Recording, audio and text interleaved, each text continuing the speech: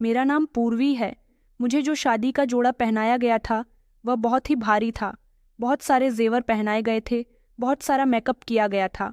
पूरे गांव के लोग मेरे बारे में तारीफ कर रहे थे कि मैं बहुत सुंदर लग रही हूँ।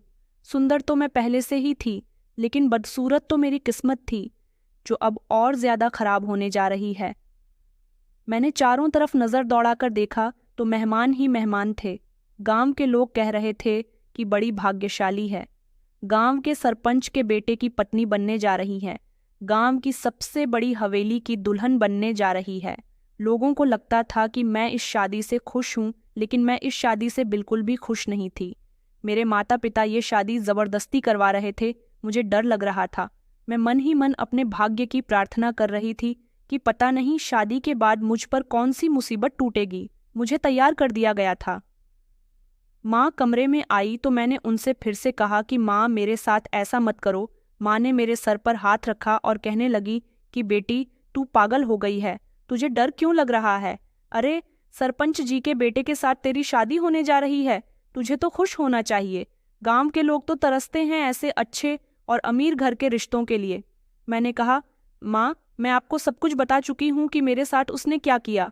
माँ कहने लगी कि कोई बात नहीं, कभी कभी मर्दों की नज़र खूबसूरत लड़कियों पर फिसली जाती है, और अगर तुझ पर फिसली तो क्या फिसली, तेरे लिए इज्जत से रिश्ता आया और अब तू उसी की पत्नी बनने जा रही है। मैंने कहा, नहीं माँ, मुझे उससे शादी नहीं करनी। माँ कहने लगी कि चल अब नखरे मत दिखा, पूरे गांव के सामने हमारी नाक कट जाएगी, खामोशी से शादी कर ले। सरपंच जी के घर से इज्जत से तेरे लिए रिश्ता आया है, और ऐसे रिश्तों के लिए तो गांव के सारे लोग तरसते हैं। तेरे लिए तो खुद चलकर ऐसा रिश्ता आया है और तू नखरे दिखा रही है।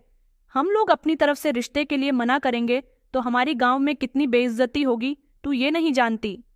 मैंने कहा, लेकिन माँ कहने लगी कि बस खामोश हो जा, बस कर, जल्दी से घूंघट डाल और अभी तुझे मंडप में ले जाया जाएगा, बारात आ गई है। घूंघट मेरे चेहरे पर डाल दिया गया था। इस घूंघट की आड़ में मेरी आंखों से ढेर सारे आंसू निकल रहे थे।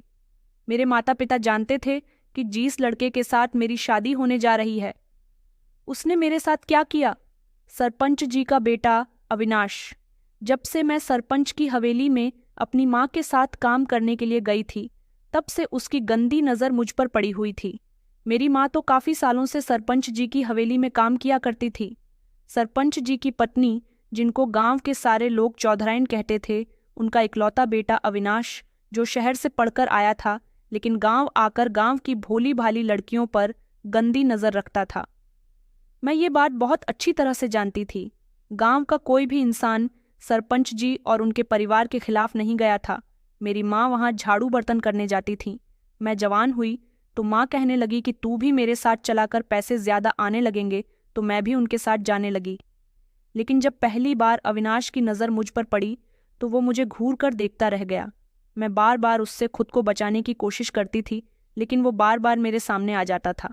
एक दिन मेरी माँ की तबीयत बहुत ज़्यादा खराब हो गई थी, इतनी ज़्यादा खराब कि उनसे बिस्तर से उठा भी नहीं जा रहा था। माँ कहने लगी कि बेटा, आज मैं नहीं जा सकूंगी, तू चली जा। तेरे पिता तो खेतों में चले गए हैं, और देख, ध्यान से आना, वहाँ किसी को कोई शिकायत का मौका न देना। मैंने कहा कि माँ, तुम फिक्र मत करो, मैं तुम्हारी बेटी हूँ, सारे काम अच्छे से करना जानती हूँ। मैं चली गई और चौधराइन ने कहा कि मेरे कमरे की सफाई लगा दे। चौधराइन मेरी बहुत तारीफ किया करती थी, मुझे बहुत पसंद करती थी। कहती थी कि बहुत अच्छी बच्ची है, बहुत सफाई से काम करती है, सारे काम बड़ी ईमानदारी से करती है। उसी दिन जब मैं चौधराइन के कमरे की सफाई लगा रही थी, तभी उनका बेटा विनाश आ गया, जिससे मैं हमेशा बचती रहती थी। उसने कमरे के अंदर आकर ज़बरदस्ती मेरा हाथ पकड़ लिया, मुझे अपने करीब करने लगा। मैं उससे खुद को छुड़ाने लगी। उसने मेरे गले से दुपट्टा उतारकर ज़मीन पर फेंक दिया। मैं चिल्लाई और मैंने कहा कि छोटे मालिक, आप ये क्या कर रहे हो, तो उसने जल्दी से मेरे मुंह पर हाथ लगा लिया। मुझे इतनी मजबूती से पकड़ लिया कि मैं खुद को छुड़ा नहीं पा रही थी, मगर बड़ी मुश्किल से मैंने खुद को उससे आज़ाद करवाया। उसे एक ज़ोरदार धक्का दिया। मैं भागने के लिए कमरे से निकलने ही वाली थी जब उसने मुझे पकड़कर रोक लिया और फिर से मेरे साथ ज़बरदस्ती करने लगा। कहने लगा कि कई दिनों से मेरी नज़र तुम पर है, कहाँ भागकर जा रही हो? आज तो बहुत अच्छा मौका मिला है, सुनो तो सही, कहाँ भागी जा रही हो? मगर मैं उसकी एक नहीं सुन रही थी। मैं शोर मचाने की कोशिश कर रही थी, लेकिन वो बार बार मेरा मुंह बंद कर रहा था। फिर मैंने उसको एक तरफ धकेला और उसके गाल पर एक जोरदार थप्पड़ मार दिया। थप्पड़ की गूंज उसके कानों में ठहर गई थी। वह हैरान होकर मुझे देखने लगा और कहने लगा कि तुमने मुझे थप्पड़ मारा। वह मेरी तरफ लपकने ही वाला था कि मैं फौरन बिरिया दुपट्टे के ही कमरे से भागने में कामयाब हुई। उसके बाद मैं वहां 1 मिनट नहीं रुक सकी। मैं फौरन हवेली से निकलकर अपने घर की तरफ भागी। रोती हुई जब अपने घर पहुंची तो अपनी माँ के गले लगकर फूट फूट कर रोने लगी। माँ परेशान हो गई कि क्या हुआ है। मैंने माँ को जब ये सब कुछ बताया तो वो भी हैरान हो गई थी। मैंने कहा, माँ, मैं अब वहाँ कभी नहीं जाऊंगी। छोटे मालिक से आज बड़ी मुश्किल से अपनी इज्जत बचाकर भागी हूँ। उसकी नज़र मुझे अच्छी नहीं लगती। पहले तो माँ उसको बुरा भला कहने लगी कि हाँ, तू सही कह रही है। बेटा, आने दे आज अपने पिता को। रात को तेरे पिता को साथ लेकर सरपंच जी के घर जाऊंगी और उनसे जाकर उनके बेटे की शिकायत करूंगी। तू फिक्र मत कर। उन्होंने मेरे सर पर फिक्रमंदी का हाथ फेरा और मुझे तसल्ली देने लगी। रात को जब पिताजी घर आए तो माँ ने पिताजी को सब कुछ बता दिया। मैं जो सुबह से डरी सहमी थी, पिताजी के सामने नहीं आई। ये सब सुनकर पिताजी को भी बहुत गुस्सा आया था। उन्होंने कहा कि ये तो अच्छा है कि हमारी बेटी सही सलामत वापस आ गई, वरना हम किसी को मुंह दिखाने के लायक नहीं रहते अभी। और इसी समय चलो सरपंच जी से उनके बेटे की शिकायत करनी ही होगी। मेरे माता पिता कमरे से निकलकर जाने ही वाले थे जब अचानक दरवाज़ा बजने की आवाज़ आई। माँ कहने लगी कि रुको, मैं देखती हूँ दरवाजे पर कौन है। माँ ने जैसे ही दरवाज़ा खोलकर देखा तो दरवाजे पर सरपंच ही थे और उनके साथ उनके 2 नौकर भी थे। माँ ने उनसे घर के अंदर आने के लिए कहा, उन्हें इज्जत से बिठाया और मुझे चाय बनाने का इशारा दिया। मैं किचन में आ गई थी। समझ नहीं पा रही थी कि सरपंच जी खुद हमारे घर चलकर क्यों आए हैं। मेरे माता पिता तो हवेली जा ही रहे थे। मैं जैसे ही चाय लेकर दरवाजे तक पहुंची तो देखा कि मेरे माता पिता के चेहरे पर जो थोड़ी देर पहले गुस्सा था, अब वह सारा का सारा खत्म हो चुका था और उनके चेहरे पर खुशी के एक्सप्रेशन थे। मैं समझ नहीं पा रही थी। माँ ने मुझे दरवाजे पर देखा तो जल्दी से मेरे पास आई और हंसते हुए मेरे सर पर हाथ फेरा। मेरे हाथ से चाय की ट्रे लेकर चली गई। मैं अभी नहीं समझी थी, लेकिन चाय पीने के बाद जब सरपंच जी हमारे घर से जाने लगे तो उन्होंने कहा कि मुझे तुम्हारे जवाब का इंतज़ार रहेगा। मेरे पिताजी ने उनके आगे हाथ जोड़े और कहा, अरे नहीं नहीं सरपंच जी, आप ये कैसी बातें कर रहे हैं। आपके यहाँ रिश्ता करना तो हमारा सौभाग्य है। समझिए कि रिश्ता पक्का है। सरपंच जी ने कहा कि तुम्हारी बेटी मेरे बेटे को पसंद है, इसलिए खुद चलकर यहाँ पर आया हूँ, वरना तुम जानते हो कि मैं गांव के किसी इंसान के घर के अंदर दाखिल नहीं होता। मेरे पिताजी कहने लगे कि मैं आपका बहुत बहुत आभारी रहूंगा। सरपंच जी हमारे घर से जा चुके थे। अब मेरी बात समझ में आई थी कि वो मेरे लिए अपने बेटे का रिश्ता लेकर आए थे। उनके जाने के बाद माँ पिताजी ने मुझे अपने सामने बुलाया और कहने लगे कि बेटा, तू तो बड़ी सौभाग्यशाली निकली। छोटे मालिक का रिश्ता खुद तेरे लिए आया है। अब तू बड़ी सी हवेली की छोटी दुल्हन बनेगी। मैंने कहा कि मैं ये शादी नहीं करूंगी, मुझे वो इंसान बिल्कुल भी पसंद नहीं है। पिताजी कहने लगे कि खामोश हो जा, पसंद नहीं है तो हम क्या करें। यहाँ हम तेरे बड़े हैं, जो हम तेरे लिए सोचेंगे वही होगा। उन्होंने माँ से कहा कि इसे कमरे के अंदर ले जा, मैं जल्दी ही इसकी शादी की तारीख पक्की कर दूंगा। बस उस दिन के बाद से मेरे माता पिता ने मेरी एक ना सुनी। मैं हर दिन कहती रही कि मुझे यह शादी नहीं करनी, मगर किसी ने मेरी बात नहीं मानी और अब मुझे उस इंसान के साथ विदा करने जा रहे थे जो मेरी इज्जत के साथ खेलने की कोशिश कर चुका था। मैं घूंघट की आड़ में सिसक रही थी, मगर किसी को मेरी सिसकियां सुनाई नहीं दे रही थीं। अविनाश का डर मेरे दिल में इतनी बुरी तरह से बैठ चुका था कि रिश्ता लगने के बाद वह मेरे सपनों में भी आया करता था तो मैं उछल जाती थी, डर जाती थी, मगर मेरी तकलीफ को कोई समझने वाला नहीं था। सिर्फ मुझे तसल्ली दी जा रही थी कि छोटे मालिक अब बदल चुके हैं। तुम्हारी बेहतरी इसी में है कि तुम ये शादी कर लो। अब जो मेरे साथ होने जा रहा था उसका बोझ मेरे कंधों पर था और मैं जानती थी कि आगे रास्ता आसान नहीं है। शादी की सारी रस्में शुरू हो चुकी थीं। मुझे मंडप में ले जाया गया था। पिताजी कभी कोई हिसाब किताब करते, कभी किसी से बातें करते। माँ मेहमानों से बार बार पूछ रही थी कि खाना खा लिया या नहीं, लेकिन मैं चुपचाप बैठी उन सबको देखती रही। मेरी खामोशी को किसी ने समझा ही नहीं। सबने बस ये जाना कि बेटी शर्माई हुई है, जैसे हर दुल्हन शर्माती है। मेरी माँ की आंखों में भी चमक थी कि आज उनकी बेटी उनके हिसाब से एक अच्छे घर में जा रही है, जहाँ उसे कभी कोई परेशानी नहीं होगी। लेकिन मुझे पता था कि मेरी आने वाली जिंदगी में क्या होने वाला है। जिस तरह से मुझे 1 मिनट को भी सुकून नहीं मिल रहा था, मेरा दिल बेचैन था। उस हिसाब से मुझे यही लगता था कि मेरी जिंदगी नई मुसीबतों के मोड़ पर जाने वाली है। मुझे अविनाश के बराबर में बैठा दिया गया। मैं नज़र झुकाकर बैठी हुई थी। मैंने अपने अंदर कुछ टूटने की आवाज़ को महसूस किया, मगर होठों पर कोई शब्द न आए। फिर एक एक करके सारी रस्में की गईं।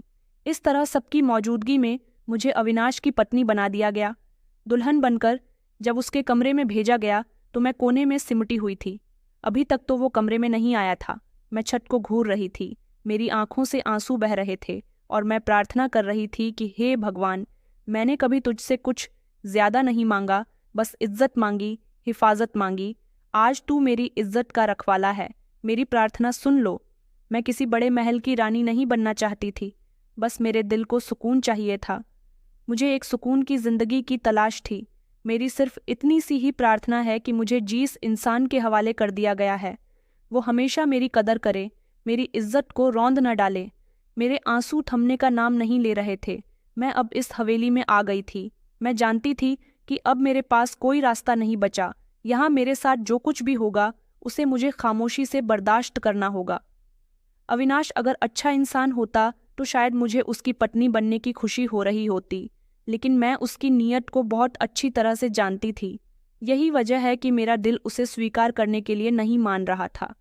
मुझे याद आया कि विदाई के समय मेरे पिताजी ने मुझे गले से लगाया था। मैंने उनसे नज़रें चुरा ली थीं और दिल में कहा था कि मैंने अपने माता पिता की खुशी के लिए सब कुछ एक्सेप्ट कर लिया। इस घर में आने के बाद मुझे ऐसा लग रहा था जैसे मैं खुद को इस कैद के हवाले कर चुकी हूँ। दिल में एक अनजाना सा डर था, एक बोझ था जो हर कदम के साथ भारी होता जा रहा था। यहाँ पर मेरा स्वागत भी अच्छे तरीके से हुआ था। जब मैंने हवेली में कदम रखा था तो मेरे ससुर सरपंच जी खुद मेरे स्वागत के लिए हवेली के बड़े से दरवाजे पर खड़े हुए थे। उन्होंने खुशी खुशी मेरा स्वागत किया था, लेकिन घर की औरतों का चेहरा कुछ अजीब सा हो रहा था।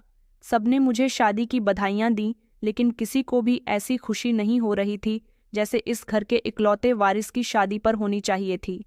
मैं चुप रही, बस खुद को संभालने की कोशिश करती रही। मैं अभी तक अपने पति का इंतजार कर रही थी और नज़र घुमा घुमाकर इस कमरे को देख रही थी, जो बड़ा ही सिंपल सा था। ये कमरा मुझे अपना नहीं लग रहा था। ऐसा लग रहा था जैसे मैं किसी अनजान जगह आ गई हूँ। यहाँ मुझे एक अजीब सी घुटन महसूस हो रही थी। मैंने अपने दुपट्टे को खुद पर और मजबूती से लपेट लिया था। बस बार बार यही प्रार्थना करती रही कि शायद सब कुछ ठीक हो जाए। जैसा मैं सोच रही हूँ, जितना मैं डर रही हूँ, ऐसा कुछ भी न हो। शायद मेरे नसीब में भी खुशियाँ लिखी हुई हों। मेरी नज़र घड़ी पर गई तो मैंने देखा कि मुझे यहाँ बैठे बैठे 3 घंटे हो चुके थे। मेरी कमर भी दर्द से कतरा रही थी। मैंने सोचा कि मैं लेट जाती हूँ, पता नहीं अविनाश कब आएंगे। लेकिन जैसे ही मैं लेटने के लिए खुद को हिलाने लगी, तभी मुझे दरवाजे पर किसी के आने की आहट महसूस हुई। मैंने देखा कि दरवाजे से अविनाश अंदर दाखिल हो रहे थे। जिंदगी में सिर्फ नाम की पत्नी बन चुकी थी। उनके कदमों की आहट सुनकर मेरा दिल जोर जोर से धड़कने लगा। वो दरवाज़ा बंद करके सीधा मेरे करीब आए और बराबर में आकर बैठ गए। मैंने अपनी नज़रें झुका ली थीं।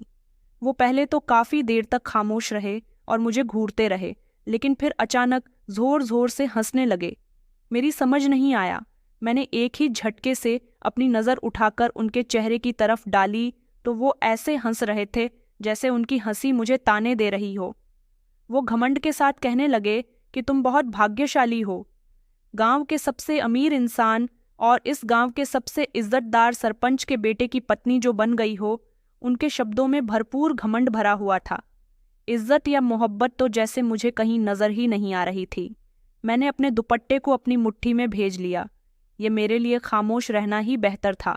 उसने फिर से एक जोरदार हंसी हंसी और मेरे करीब आकर कहने लगे कि क्या हुआ, मुझे डर लग रहा है, नज़र उठाओ, मेरी तरफ देखो, बहुत घमंड है ना तुम्हारे अंदर।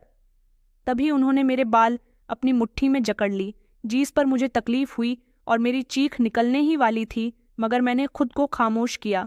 उन्होंने मेरे बालों को और मजबूती से पकड़ा और कहने लगे, अब दिखाओ ताकत। मुझे थप्पड़ मारकर भागी थी ना। गांव के सरपंच के बेटे को, जिसको कभी किसी ने हाथ तक नहीं लगाया, उसे 1-2 टके की लड़की थप्पड़ मारकर भाग गई। इसकी सजा तो तुम्हें अब सारी जिंदगी झेलनी होगी। मैंने तुम्हें सारी जिंदगी सजा देने के लिए ही तुमसे शादी की है, वरना तुम क्या समझती हो कि मैं तुम्हें पसंद करने लगा था? तुम पर मरने लगा था। तुम जैसी लड़कियां तो इस्तेमाल करके फेंक देता हूं। अब तुम यहाँ मेरे कदमों की धूल बनकर रहोगी। तुम्हें क्या लगता था कि तुम यहाँ मोहब्बत के सपने देखने के लिए आई हो? यहाँ तुम्हें मेरा हर हुक्म मानना होगा, मेरे इशारों पर चलना होगा। अब तुम मेरे लिए सिर्फ एक चीज हो, सिर्फ एक चीज। उन्होंने मुझे जोर से जमीन पर पटक दिया। मेरी चेक निकल गई। उनकी शब्द सुनकर तो मेरी आत्मा कांप उठी थी। मैंने हिम्मत करके कहा कि मैंने कभी सपने नहीं देखे, मुझे सिर्फ इज्जत चाहिए। उसने जोर से हंसते हुए कहा, इज्जत? यहाँ इज्जत की कोई कीमत नहीं है। बस जैसा मैं कहूँ तुम्हें वैसा ही करना होगा, वरना सोच लेना कि तुम्हारी जिंदगी को नर्क बना दूंगा। और वैसे भी तुमसे अपने थप्पड़ का बदला लेने के लिए ही तो मैंने शादी की है। सारी जिंदगी तुम्हें उस थप्पड़ की सजा भुगतनी होगी। उस रात कमरे के माहौल में सर्दी बढ़ गई थी। न कोई नरमी, न कोई अपनापन। मैंने ऊपर वाले से मन ही मन प्रार्थना की कि मुझे हिम्मत दे, सब्र दे। रात तो जैसे तैसे गुजर गई थी। उसने अपना हक भी मुझसे जबरदस्ती ले लिया था। अगले दिन मेरी जिंदगी नए तरीके से शुरू हुई थी, लेकिन ये जिंदगी किसी कैद और सजा से कम नहीं थी। मेरी सास ने मुझे सवेरे ही जगा दिया था।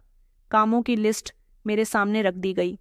आंगन धोना, बर्तन मांजना, कपड़े धोना और हर बात पर ताना सुनना, यही मेरी जिंदगी का रूटीन बन चुका था। अगर मुझे कोई काम करने में थोड़ी भी देर हो जाती तो मेरी बेइज्जती पर तानों भरी हंसी गूंजती थी। इस घर में सरपंच जी के छोटे भाई की पत्नी यानी कि मेरी चाची सास भी रहा करती थी। मेरी सास तो बहुत अच्छी थी, लेकिन चाची सास हमेशा मेरी काट में लगी रहती थी। उनके पास एक 9 साल का बेटा था जिससे वो बहुत प्यार करती थी। अविनाश ये बात अच्छे से जानते थे कि उनकी माँ मुझे पसंद करती है, मेरे साथ नरमी से पेश आती है, इसलिए उन्होंने अपनी चाची सास को मुझे तंग करने के लिए छोड़ दिया था। वो मुझे बड़ी अजीब नज़रों से देखती थी, जैसे मैं कोई गैर ज़रूरी बोझ हूँ। उन्हें हवेली की छोटी चौधराइन कहा जाता था। छोटी चौधराइन हमेशा मुझे यही जताती रहती थी कि अविनाश ने तुम जैसी गरीब लड़की को इस घर में लाकर तुम पर उपकार किया है, वरना तुम तो हमारी जैसी हो ही नहीं। छोटी चौधराइन भी अमीर पिता की बेटी थीं। मैं उनकी इज्जत करती थी, लेकिन वो बार बार मुझे यही जताती थी कि तुम एक मामूली सी नौकरानी की बेटी हो जिसे किस्मत ने चमका दिया। मेरे कपड़ों पर गलत कमेंट, मेरे बोलने के अंदाज पर मजाक उड़ाना, मेरे काम में कमी निकालना उनके लिए रोज का रूटीन बन गया था। मेरे पति का बिहेवियर तो और भी ज्यादा उससे भरा था। वो या तो मुझे पूरी तरह से इग्नोर किया करता था या फिर किसी बात पर बेरहमी से झड़क दिया करता था। छोटी छोटी बातों पर मुझे डांटा करता था। मुझे बेइज्जत करने की कभी कोई कमी नहीं छोड़ता था। अगर खाने में नमक कम होता तो कमरे में आकर सबके सामने जलील करता, और अगर उसका कोई काम वक्त पर ना होता तो ताने सुनने पड़ते कि गरीब घर की लड़कियां काम करने में आगे नहीं होती, बड़े घर में आकर इन्हें ऐश चाहिए होता है। मैं इस हवेली में सारा दिन काम करती थी, फिर भी सबकी उल्टी सीधी बातें मुझे बर्दाश्त करनी पड़ती थीं। शाम को थकार कर कमरे के किसी भी कोने में बैठ जाती थी, रोने लगती थी और सोचती थी कि माँ की गोद में सर रखकर खूब रहूं और उनको अपनी तकलीफ के बारे में बताऊं कि मैं यहाँ कितनी उलझन का शिकार हो रही हूँ।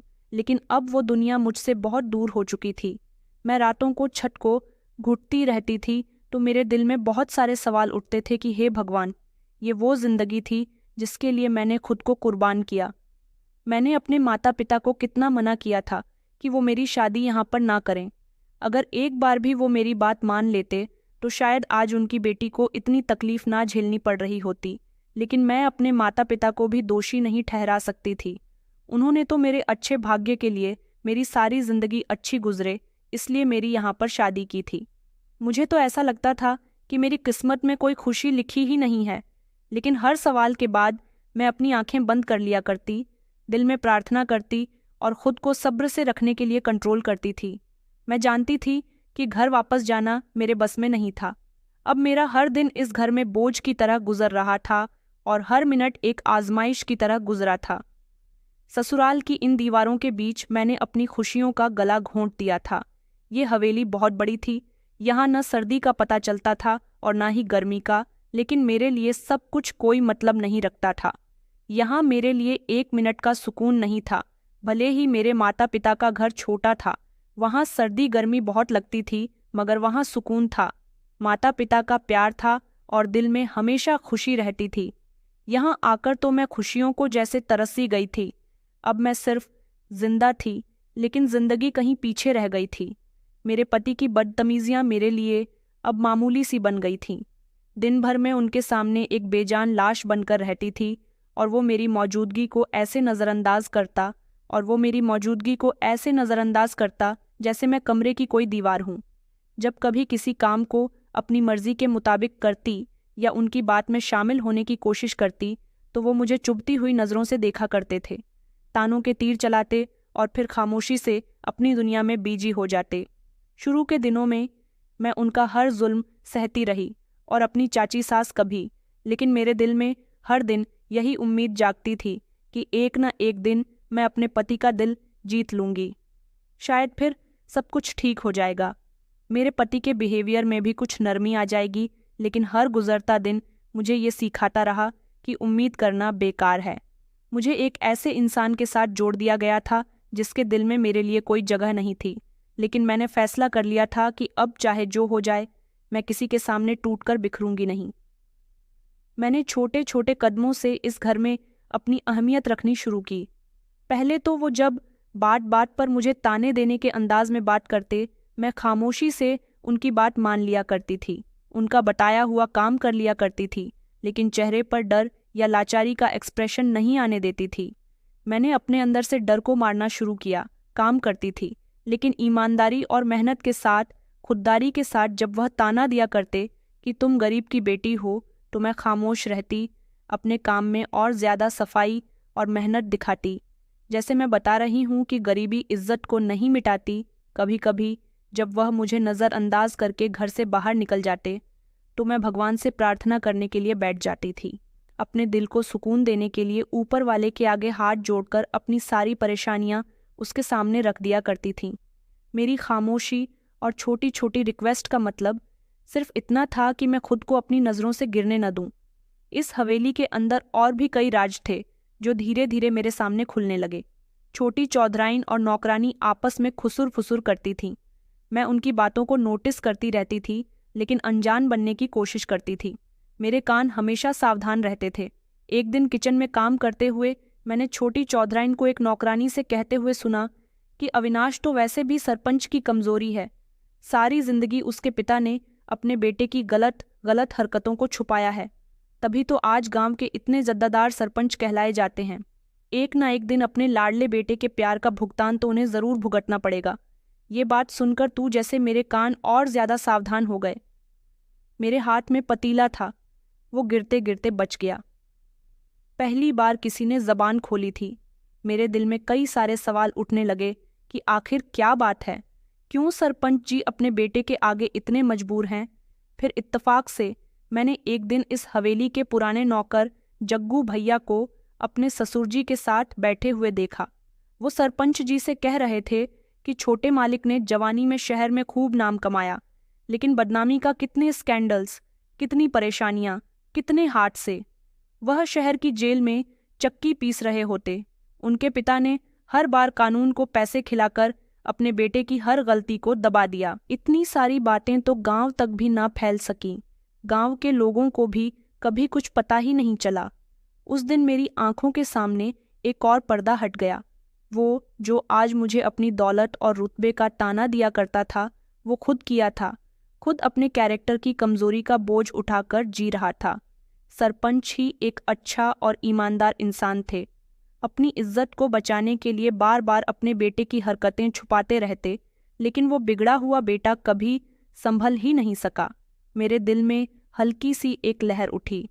मैंने पहली बार सोचा कि इस दुनिया में सिर्फ मैं ही मजबूर नहीं हूँ, ये लोग भी अपने पाप और कमजोरी के कैदी हैं। अब मैंने और भी संभल कर कदम उठाने शुरू कर दिए थे। जब मेरा पति बात बात पर मुझ पर गुस्सा किया करता था, मेरी बेइज्जती किया करता था, तो मैं खामोश रहना ही बेहतर समझती थी। लेकिन अपने अंदर की मजबूती को महसूस किया करती थी। हर गुजरते हुए दिन और हर मिलते हुए जख्म के साथ मेरी बर्दाश्त बढ़ती चली जा रही थी। मैंने ऊपर वाले पर यकीन करते हुए खुद को संभालना सीख लिया था और सोच लिया था कि अब जब मैं इस घर में आ गई हूँ तो मुझे कुछ भी करके यहाँ गुजारा करना पड़ेगा। पति की तरफ से तो मुझे कोई मोहब्बत नहीं मिल पा रही थी और वो मोहब्बत देने वाला इंसान भी नहीं था। कभी कभी जब वो रात को देर से घर आते तो उनकी हालत बहुत खराब होती थी। नशे में धुत बाल, बिखरे हुए कपड़े, खराब और शरीर से और मुंह से बदबू आ रही होती थी। मैं उनकी हालत देखकर ऊपर वाले का शुक्रिया अदा किया करती थी कि ऐसे इंसान के साथ रहते हुए मैं अभी भी सही सलामत हूँ। मैंने तय कर लिया था कि मैं इन सारे हालात का सामना डटकर करूँगी, ना टूटूंगी और ना ही बिखरूंगी। मेरी चाची सास भी मेरे पीछे हाथ धोकर पड़ी रहती थी।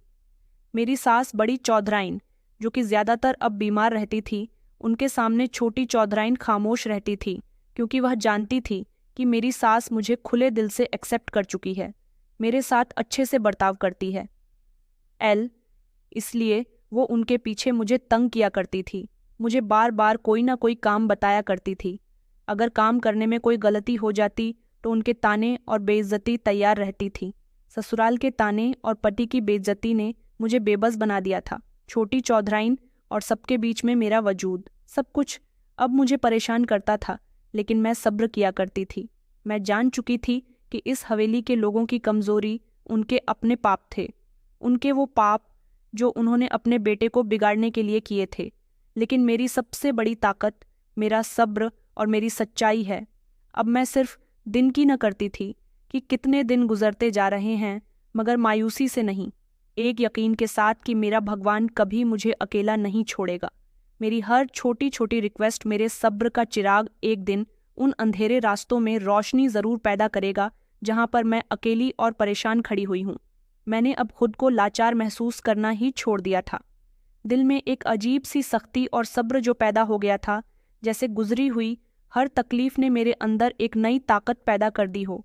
मैं अब छोटी छोटी बातों पर रोती भी नहीं थी, न अपने साथ कुछ गलत होने पर दिल को बुरा लगता था।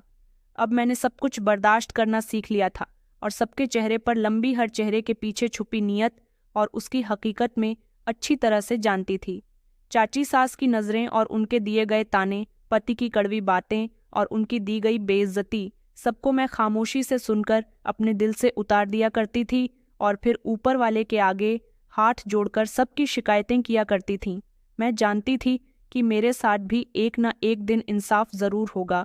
मेरे सब्र का, मेरी बर्दाश्त का सिला मुझे एक ना एक दिन ज़रूर मिलेगा। मैं ज़्यादातर घर के कामों में लगी रहती थी, बात कम करती थी और हर काम खामोशी से पूरा किया करती। ताने, बातें और सब कुछ सुने बिना सिर्फ अपने काम पर ध्यान देना ही मेरा मकसद बन गया था। मेरा पति अब मेरे अंदर ये बदलाव नोटिस कर रहा था, इसलिए अब ज़्यादातर मैंने उसको भी खामोश देखा था। कभी कभार जब काम करते करते मैं थककर दीवार से टेक लगा लिया करती थी तो अविनाश मुझे दूर से देखा करता था। कुछ देर के लिए उसकी नज़र मेरे चेहरे पर ठहर जाती थी। जैसे ही मैं उनसे नज़रें मिलाती, फौरन वो इर्द गिर्द देखने लगते थे, जैसे मेरे चेहरे को देख ही नहीं रहे थे। फिर जब मैं सबके लिए खाना लगाकर चुपचाप एक कोने में बैठ जाती तो वो एक पल को रुककर मेरी तरफ देखता था और फिर नज़र फेर लिया करता था। एक शाम जब मैं किचन में काम कर रही थी तो अविनाश दरवाजे पर आकर रुक गए। मैंने जैसे ही पलटकर देखा तो वो एक लम्हे के लिए झुक गए, अपना ध्यान इधर उधर बांटने लगे। मेरी नज़र उनकी नज़र से टकरा गई थी। उनकी आंखों में मैंने पहली बार शक्ति, उससे और घमंड की जगह कोई नरम सी उलझन देखी थी। ऐसा लग रहा था जैसे वो कुछ कहना चाह रहे हैं, मगर शब्द जैसे उनके मुंह से नहीं निकल रहे थे। वो कुछ कदम आगे मेरी तरफ बढ़कर आए, लेकिन फिर रुक गए। उनकी खामोशी में भी एक अजीब सी हकीकत छुपी हुई थी, जैसे उन्होंने बिना हाथ छुए भी कुछ छू लिया हो। फिर मैं अपने काम में बिजी हो गई। मुझे नहीं पता था वो मेरे पीछे खड़े होकर क्या करते रहे, मगर जब वो मेरे नज़दीक आए तो मुझे एक धीमी आवाज़ आई। उन्होंने धीमे शब्दों में कहा कि तुम्हें खुद को थकाने की ज़रूरत नहीं है, इस घर में नौकर और भी है। ये पहली बार था जब उन्होंने मेरे साथ हमदर्दी जताई थी और कोई फिक्र की बात कही थी। मेरा दिल ज़ोर ज़ोर से धड़कने लगा, मगर मैं अपना सर झुकाकर अपने काम में बिजी रही। उनके सामने ऐसे रिएक्ट नहीं किया जैसे मुझे उनकी बात समझ आ गई है। मैं उनको लगातार इग्नोर करती रही। वो काफ़ी देर तक खड़े रहे। मैं चाहती थी कि वो यहाँ से चले जाएं। फिर मजबूरन मुझे बोलना पड़ गया और मैंने कहा कि ये सारे काम करना मेरा फ़र्ज़ है। मेरे शब्द जैसे उनके दिल पर उतर गए थे। मेरे शब्द सुनने के कुछ समय के बाद ही वो वहाँ से बिना कुछ कहे ही चले गए। लेकिन उस दिन पहली बार मेरा दिल परेशान नहीं हुआ था। ऐसा लग रहा था जैसे किसी अंधेरे कमरे में किसी ने छोटी सी खिड़की खोल दी हो जिसमें बाहर की रोशनी ने प्रवेश किया हो। मैंने कभी उनकी झिझक पर सवाल नहीं किया था, ना ही कभी उनको एहसास दिलाने की कोशिश की कि मैं उनके अंदर के आने वाले बदलाव को देख रही हूँ। मैंने उनकी ईगो से लड़ने के बजाय खामोशी से अपनी जगह महफूज कर ली थी। अब मैं खुद एक ऐलान थी, एक ऐसा ऐलान जो शब्दों के बिना भी सुनाई देता था। मुझे अब हर समय अपने भगवान की मदद का एहसास लगा रहता था। जब रात को डर लगने लगता तो मैं रात के किसी कोने में खामोशी से हाथ जोड़कर प्रार्थना किया करती थी। मेरा भगवान मेरा सबसे बड़ा सहारा था। दुनिया ने भले ही मेरा साथ छोड़ दिया था, लेकिन मेरा ऊपर वाला मेरा रखवाला था। चाची, सास और घर के बाकी सारे मेंबर्स ने भी अब मुझे पहले जैसा कमज़ोर नहीं समझा। वो लोग शायद अब महसूस करने लगे थे कि मैं अब वो डरी सहमी लड़की नहीं रही थी जिसे आसानी से दबाया जा सकता था। ना मैं किसी के सामने अपनी कमज़ोरी जाहिर करती थी। अब मैं उनकी साजिश का जवाब साजिश से नहीं देती थी, बल्कि अपनी रिएक्शन से उन्हें खामोश कर दिया करती थी। मेरा पति अब जब गुस्से में कभी कुछ कह दिया करता तो मैं खामोश रहती, लेकिन मेरी खामोशी अब किसी डर की नहीं थी, बल्कि मेरी खामोशी में एक ताकत छुपी हुई थी। एक भरोसा था, एक सवाल था, एक आईना था जिसमें वो खुद को देखते और शर्मिंदा हो जाया करते थे, लेकिन फिर उनका ईगो उनको झटक कर वापस उनको उनके असली रूप में ले आई थी। मुझे अब किसी बात की जल्दी नहीं थी, क्योंकि मैं जानती थी कि दिन बदलने में समय ज़रूर लगता है और कुछ दिन शायद कभी नहीं बदलते। लेकिन ये मेरी जंग नहीं थी कि मैं उनको बदलने के लिए खुद को मिटा दूं। मेरी जंग ये थी कि मैं अपने आप को टूटने न दूं, अपनी इज्जत और अपने वजूद को सलामत रखूं। दिन इसी तरह से गुजरते गए। हर दिन मेरे अंदर थोड़ा सा और सब्र, थोड़ा सा और हौसला पैदा करता गया। मैं अपने छोटे छोटे दुखों को दिल के किसी कोने में छुपा कर मुस्कुराती रहती थी, लेकिन न कभी किसी से शिकायत की और न किसी से उम्मीद रखी। मेरी उम्मीद सिर्फ अपने ऊपर वाले से थी और मेरा यकीन भी अब पहले से ज़्यादा मजबूत हो गया था। सच ये है कि हाँ, मैं टूट कर भी नहीं टूटी थी और यही मेरी सबसे बड़ी जीत थी। हवेली की दीवारों के अंदर खामोश साजिशों का जाल बुना जा रहा था। छोटी चौधराइन और उनके साथ की कुछ दूसरी औरतें जो हमेशा अपनी तेज़ जुबान पर गर्व किया करती थीं, मेरे लिए कोई नई साजिश रचने में बीजी थी। उनकी नज़रें हमेशा मेरे कामों में कोई न कोई कमी ढूंढती रहती थीं। अगर मैंने खाने में थोड़ा सा तेल ज़्यादा कर दिया तो वो सबके सामने मेरी मजाक बनाया करती थी, और अगर कपड़े इस्त्री करने में थोड़ी सी सिलवट रह जाती तो वो बात को बढ़ा चढ़ाकर मेरे ससुर जी तक पहुंचा दिया करती थी। छोटी चौधराइन खास मकसद और उनकी ज़िंदगी का सबसे महत्वपूर्ण काम यही था कि मुझे सबकी नज़रों में नीचा दिखाया जाए।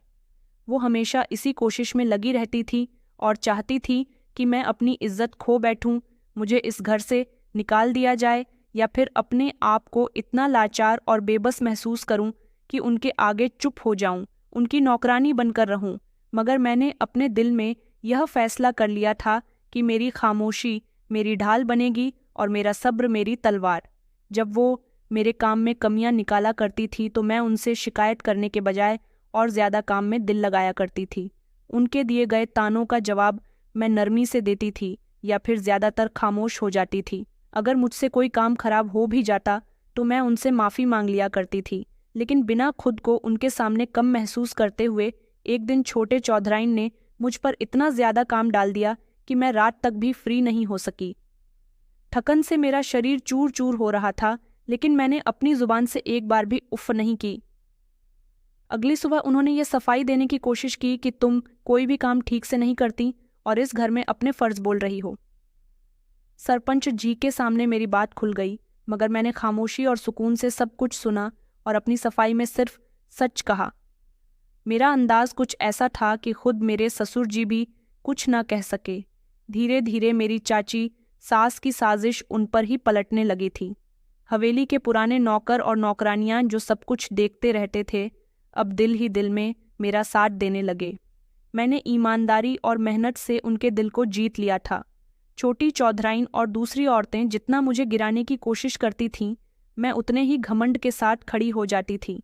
मैंने अपने कैरेक्टर और सब्र से उनकी सारी चालों को नाकाम कर दिया था, क्योंकि मैं जान चुकी थी कि यहाँ पर जीतने का रास्ता ज़बान की तेज़ी से नहीं, बल्कि बर्दाश्त, सब्र और अक्ल और अपनी इज्जत को सलामत रखना है कि हर साजिश को मैं खामोशी से कबूल किया करती थी, सर उठाकर जीती थी और जानती थी कि जब ऊपर वाला हमारे साथ होता है तो कोई भी उसका नुकसान नहीं पहुंचा सकता। और मैं जानती थी कि मेरे साथ मेरा भगवान है और यही मेरी सबसे बड़ी ताकत थी।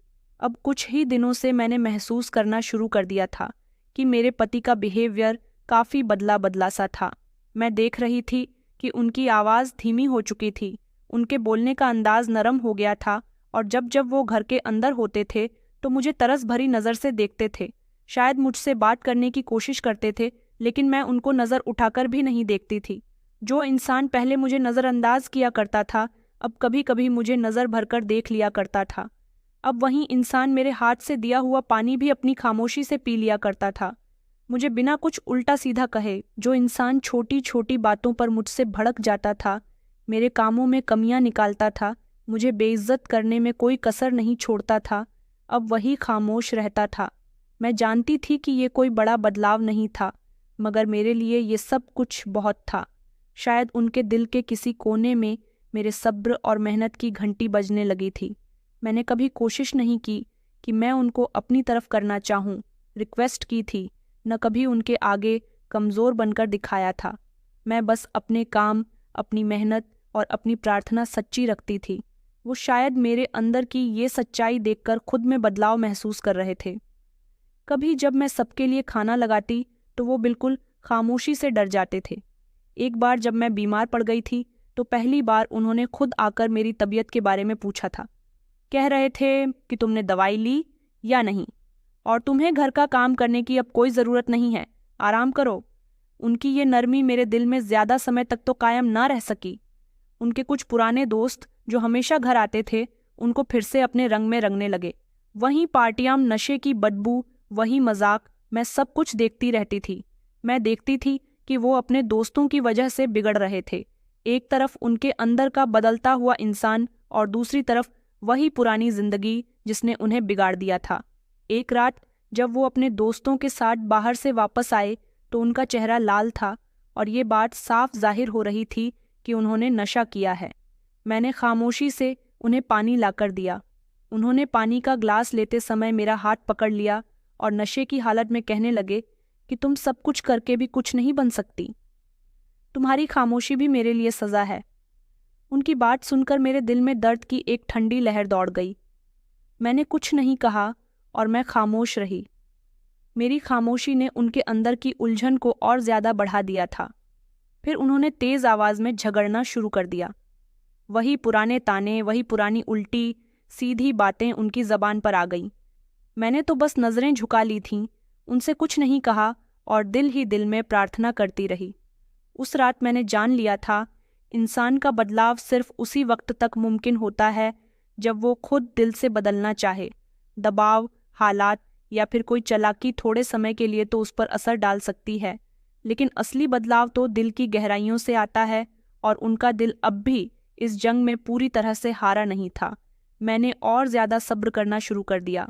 मैं जानती थी कि अभी रास्ता बहुत लंबा है और मेरी हिम्मत ही मेरा अकेला सहारा है। सरपंच जी का घमंड अब टूटने लगा था। जिस हवेली में कभी रुतबा और ताकत की गूंज थी, वहाँ खामोशी और डर का साया छाया रहता था, क्योंकि उनके बेटे के पुराने पापों की कीमत अब इस दरवाजे पर दस्तक दे रही थी जिसे सरपंच ने हमेशा बंद समझा था। उनके कारोबार में नुकसान होने लगा था, कमी आने लगी थी और दुश्मनों की साजिश सब एक साथ उन पर टूट पड़ी थी। मैं देखती थी कि अविनाश भी कभी अपने नौकरों पर चिल्लाते रहते तो कभी अकेले में सर पकड़कर बैठ जाया करते थे। ये वही इंसान था जिसके एक आवाज़ पर बहुत सारे लोग दौड़कर आ जाते थे। अब ये हर तरफ से धोखा खाकर टूटने लगे थे। उनकी आंखों में बेबसी साफ दिखाई देती थी। माता पिता ने भी नाराज होकर बेटे से दूरी बना ली थी।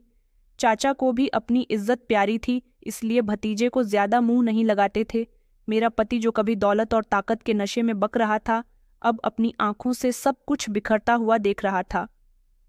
मैंने कभी किसी की बर्बादी की प्रार्थना नहीं की थी।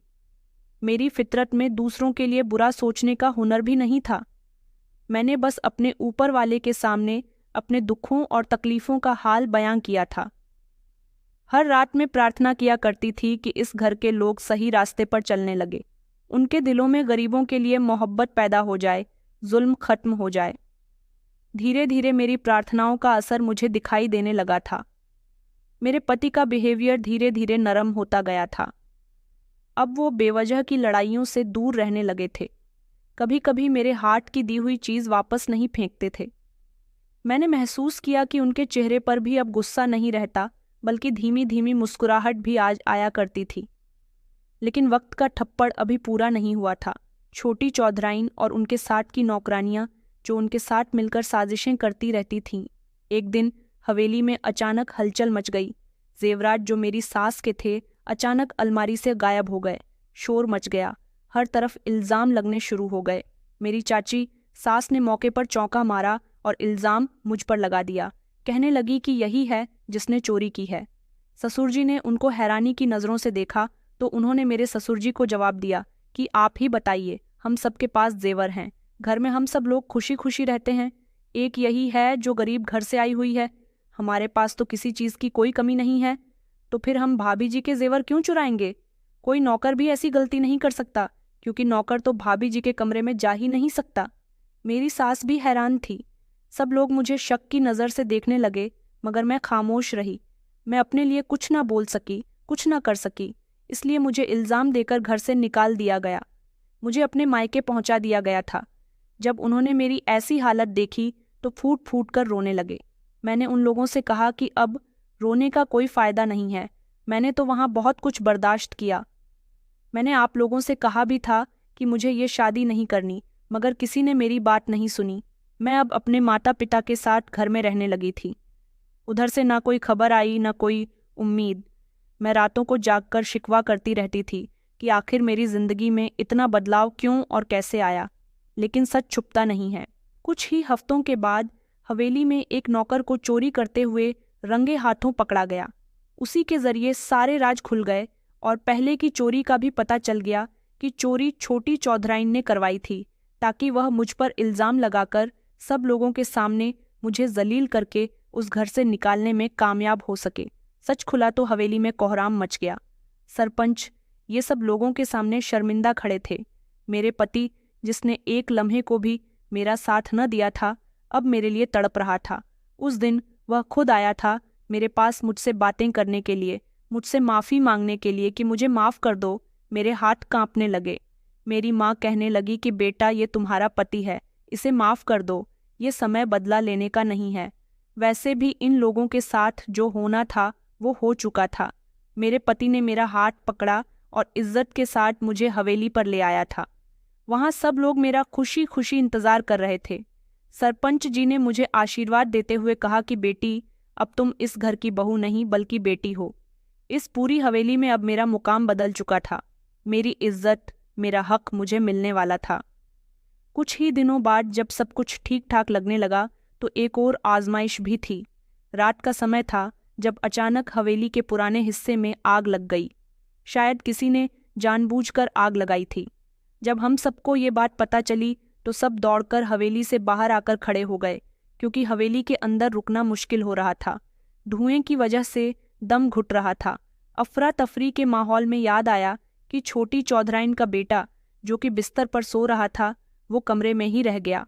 उसके पास जाने की कोई हिम्मत नहीं कर सका। धुआं इतना था कि सांस लेना भी मुश्किल हो रहा था। मैंने हिम्मत की, एक लम्हे भी नहीं सोचा और अपने मुंह पर रुमाल बांधकर सीधी आग और धुएं में घुस गई। मैं सिर्फ एक प्रार्थना कर रही थी कि बच्चा बच जाए। मैं कमरे में गई और उसे उठाकर गोद में लेकर भागती हुई अपनी पूरी ताकत के साथ बाहर ले आई। मेरे हाथ जल गए थे, सांस फूल रही थी, मगर मैंने हिम्मत नहीं हारी। जब मैं बाहर निकली तो सबके सामने चाची सास ने अपने बेटे को अपनी बाहों में लिया और प्यार करने लगी। लेकिन उनके चेहरे पर शर्मिंदगी थी। वो रो रही थी और मुझसे अपनी गलतियों की माफ़ी मांग रही थी। साथ ही अविनाश ने भी मुझसे अपनी गलतियों की माफ़ी मांगी और कहा कि पूर्वी, मुझे माफ़ कर दो। अगर तुम्हें कुछ हो जाता तो मैं सारी जिंदगी पछताता रह जाता। मैं तुम्हें खोना नहीं चाहता हूँ। सच कहूँ तो तुमसे मोहब्बत करने लगा हूँ तुम्हारी खातिर। मैं सारे बुरे काम छोड़ने के लिए तैयार हूँ अपने पति के मुंह से। जब मैंने ये शब्द सुने तो मेरे चेहरे पर मुस्कुराहट आ गई थी। सारे घरवालों ने मुझे खुले दिल के साथ एक्सेप्ट किया और अब किसी के दिल में मेरे लिए नफरत नहीं रही थी। मुझे इस घर की बहू स्वीकार कर लिया गया और अब मैं हवेली में इज्जत के साथ रहती हूँ। मेरा पति भी मुझे बहुत प्यार करता है और पूरे गांव में मेरी बहादुरी रोशन हो गई। तो दोस्तों, कहानी कैसी लगी कमेंट में ज़रूर बताएं। वीडियो अच्छी लगी तो इसे लाइक करें और हमारे चैनल लैला की कहानी को सब्सक्राइब करना ना भूलें। धन्यवाद।